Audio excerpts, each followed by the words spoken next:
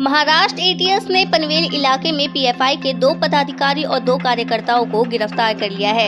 ATS को ऐसी गुप्त जानकारी मिली थी कि पनवेल में इनकी मीटिंग चल रही है। जानकारी मिलने के बाद एटीएस ने छापा मारकर उन्हें गिरफ्तार कर लिया। हाल ही में सरकार ने इस संगठन पर पाबंदी लगा दी थी।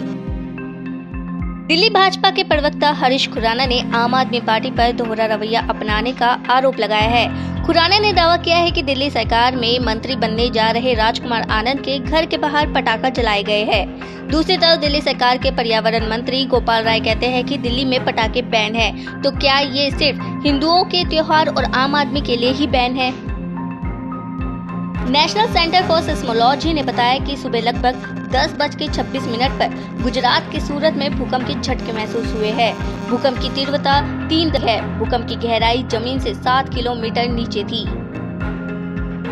दिल्ली के उप राज्यपाल विनय कुमार सक्सेना ने एक नोटिफिकेशन जारी कर दिल्ली पुलिस कमिश्नर को राष्ट्रीय सुरक्षा कानून के तहत किसी को भी हिरासत में लेने का अधिकार दिया है। ये 19 अक्टूबर से 18 जनवरी 2023 तक लागू रहेगा। ये एक रूटीन प्रैक्टिस है। सुप्रीम कोर्ट ने मनीष भट्टाचार्य को एक बड़ा झटका लगा है। कोर्ट ने याचिका खारिज कर दी है। ईडी की ओर से भट्टाचार्य की गिरफ्तारी को सही ठहराया गया है। पश्चिम बंगाल में हुए प्राथमिक शिक्षकों को नियुक्तियों में अनियमितताओं से संबंधित मनी लॉन्ड्रिंग मामले में ईडी द्वारा गिरफ्तारी को चुनौती वाली मनीष भट्टाचार्य की याचिका को सुप्रीम कोर्ट ने खारिज कर दिया। विदेशी कोषों की निरंतर निकासी और अमेरिकी डॉलर की मजबूती के चलते रुपया को शुरुआती कारोबार में अमेरिकी डॉलर के मुकाबले 6 पैसे टूटकर 83.06 के रिकॉर्ड निचले स्तर पर आ गया। विदेशी मुद्रा कारोबारियों ने कहा है कि घरेलू शेयर में गिरावट और निवेशकों के जोखिम न लेने की प्रवृत्ति से भी रुपया प्रभावित हुआ। हिमाचल चुनाव के लिए बीजेपी ने उम्मीदवारों की दूसरी लिस्ट जारी कर दी है। इस बार 6 उम्मीदवारों की लिस्ट जारी की। बीते 62 दिन उम्मीदवारों का ऐलान किया था, यानी अब पार्टी ने सभी उम्मीदवार घोषित कर दिए हैं। आम आदमी पार्टी ने गुजरात विधानसभा चुनाव के लिए 6वीं लिस्ट जारी कर दी है। इस लिस्ट में आम आदमी पार्टी ने 20 उम्मीदवारों के नामों का ऐलान किया है। अभी तक आम आदमी पार्टी 73 नामों का ऐलान कर चुकी है। अपना नया अध्यक्ष चुनने के बाद कांग्रेस ने अब गुजरात विधानसभा चुनावों के लिए कमर कस ली है। कांग्रेस नेतृत्व 30 अक्टूबर के बाद प्रचार में अपनी पूरी ताकत झोंकेगी। 30, 31 अक्टूबर और 1 नवंबर को कई कार्यक्रम आयोजित किए जाएंगे। आनंद में एक महिला सम्मेलन में प्रियंका गांधी भाग लेगी।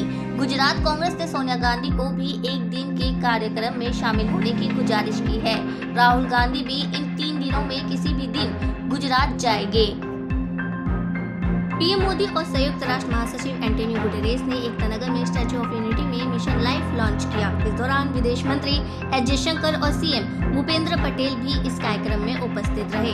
पीएम मोदी ने इस कार्यक्रम में कहा है कि ये आयोजन हमारे राष्ट्र गौरव सरदार वल्लभ भाई पटेल की विशाल प्रतिमा स्टैच्यू ऑफ यूनिटी के सानिध्य में हो रहा है और क्लाइमेट चेंज के ही सबसे महत्वपूर्ण फैक्टर है। गुजरात भारत के उन राज्यों में से एक है जिसने सबसे पहले रिन्यूएबल एनर्जी और पर्यावरण संरक्षण की दिशा में काफी पहले कदम उठाने शुरू किए थे। जलवायु परिवर्तन को लेकर ऐसी धारणा बनाई है जैसे वह नीति से जुड़ा मामला हो। मिशन लाइफ का मंत्र है लाइफ टाइम और एनवायरनमेंट। पृथ्वी पर रहने वाले प्रत्येक व्यक्ति को व्यक्तिगत प्रयासों की कामना के साथ ही आज ये मिशन का विजन दुनिया के सामने रख रहा हूँ। दिवाली से पहले मुंबई को दहलाने की साजिश रची जा रही है। खबर है कि मुंबई में 3 जगहों को बम से उड़ाने का कॉल आया है। इस कॉल के बाद सुरक्षा एजेंसियां अलर्ट पर हो गई है। कॉलर ने दावा किया है कि इन्फिनिटी मॉल, अंधेरी, पीवीआर मॉल, जुहू और सहारा होटल एयरपोर्ट में विस्फोट होगा। सुरक्षा एजेंसियां फोन करने वाले की पहचान करने की कोशिश कर रही है ताकि आगे की कार्रवाई की जा सके। महाराष्ट्र के बाद दिल्ली में भी कोरोना संक्रमण के मामलों में तेजी दिखाई दे रही है। पिछले 24 घंटों की बात करें तो देश की राजधानी दिल्ली में कोरोना के 107 नए मामले सामने आए हैं। नए मामले सामने आने के बाद दिल्ली में एक्टिव केस 488 हो गए हैं। अच्छी बात यह है कि इस दौरान किसी भी मरीज की मौत नहीं हुई है। महाराष्ट्र में कोरोना संक्रमण के मामले एक बार फिर बढ़ते दिखाई दे रहे हैं। पिछले 24 घंटे की बात करें तो महाराष्ट्र में कोरोना के 418 नए मामले सामने आए हैं, जबकि इस दौरान 3 मरीजों ने दम तोड़ दिया है। पिछले 24 घंटे में कोरोना से संक्रमित 515 मरीज ठीक होकर अपने घर गए हैं। हिमाचल प्रदेश के मुख्यमंत्री जयराम ठाकुर और 8 अन्य उम्मीदवारों ने 12 नवंबर को होने वाले राज्य विधानसभा चुनाव के लिए नामांकन पत्र दाखिल किया है। इसके साथ ही पर्चा भरने वाले उम्मीदवारों की संख्या बढ़कर 11 हो गई है। ठाकुर ने मंडी जिले के सिराज विधानसभा क्षेत्र से अपना नामांकन पत्र दाखिल किया। ठाकुर ने अपनी मां और कुल देवी देवताओं से आशीर्वाद लेने के बाद निर्वाचन क्षेत्र के थुनाग सब डिविजनल मजिस्ट्रेट निर्वाचन अधिकारी के समक्ष नामांकन दाखिल किया है। प्रधानमंत्री नरेंद्र मोदी ने राजकोट हवाई अड्डे से रेस क्रॉस ग्राउंड तक रोड शो किया। इस दौरान उन्होंने लोगों का अभिवादन स्वीकार किया। भारतीय मूल के ब्रिटिश ग्लिसुएला ब्रेवरमैन ने इस्तीफा दे दिया है। उन्हें लंदन में मिनिस्ट्रियल कम्युनिकेशन के लिए अपने निजी ईमेल के इस्तेमाल करने की गलती के बाद पद से इस्तीफा देना पड़ा। ब्रेवरमैन को 43 दिन पहले ही गृह मंत्री नियुक्त किया गया था। उन्हें लीज ट्रस की सरकार में ये महत्वपूर्ण मंत्रालय दिया गया था। इससे पहले ब्रेवरमैन की बुधवार को प्रधानमंत्री ट्रस के साथ बैठक हुई थी। 42 वर्षीय ब्रेवरमैन ने अपने ट्विटर हैंडल पर त्याग पत्र साझा किया। उन्होंने कहा कि मैंने गलती की, मैं इसकी जिम्मेदारी स्वीकार करती हूँ।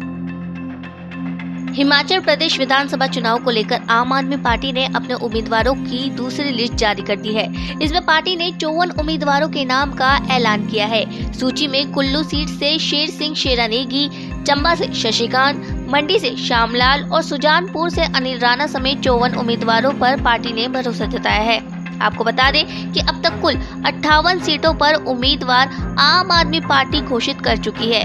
पार्टी प्रदेश के सभी 68 विधानसभा सीटों पर चुनाव लड़ रही है। जल्द ही 10 सीटों के उम्मीदवारों का नाम का ऐलान होगा। आरबीआई ने बढ़ती महंगाई दर को नियंत्रित करने के लिए 30 सितंबर को रेपो दर को बढ़ाकर 5.9% कर दिया था। केंद्रीय बैंक ने मई के बाद से प्रमुख उधारी दर में 1.90% की बढ़ोतरी की है। आरबीआई की मौद्रिक नीति समिति की सदस्य असीमा गोयल ने कहा है कि केंद्रीय बैंक द्वारा बार-बार ब्याज दरों में बढ़ोतरी से महंगाई पर काबू पाने के लिए मदद मिलेगी। उन्होंने कहा है कि भारतीय रिजर्व बैंक के प्रयासों से महंगाई दर के अगले साल 6% से नीचे आने की उम्मीद है।